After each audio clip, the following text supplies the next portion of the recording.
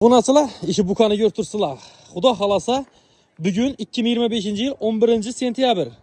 Ertaga 2025 yıl 12 sentyabr ertalab Xudo xolasa bu ikisimiz nasip bo'lsa Begandagi kamiyinda so'yladi. Assalomu alaykum. Yaxshimisiz? Begandaga sog'mi-sog'misiz?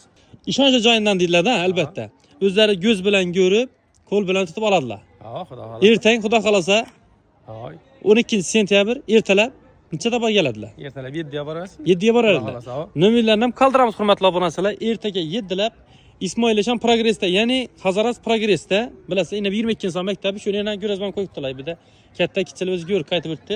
Shuning uchun hurmatli obunachilar, hozir molida ishtirokini hammasini ko'razamiz. Begandagi ham o'zi seryozni gap qiladi, chesni.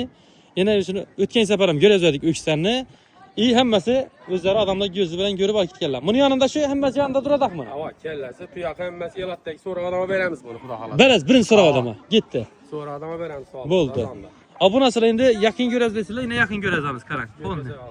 Yana qarang. Mana qarang, tufana.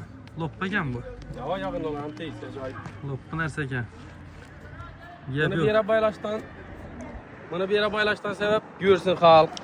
Yine kellesini görsün, tuyoqi ertang birinchi so'roq odamga beriladi, xudo xolasa. To'g'ri. Bari Hamma joyda turadi. Havo, har xil fikr borishlari mumkin. Hammani xudo xolasa kushxonada. Havo, kushxonada so'yib. Как положено pechatlanib, taxlanib kelinadi. So'yib kelamiz, havo.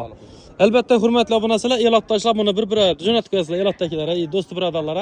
Xudo xolasa yana Begandagi ham ertaga bukani ne teatr? Ertang 5-yil xudo xolasa halollayatir. Bo'ldi. Esa hammani xudo xolasa kutib qolamiz, nomerlar aytqildim. 99 dan 965 28 77. Ekranda mas qoldiramiz siz.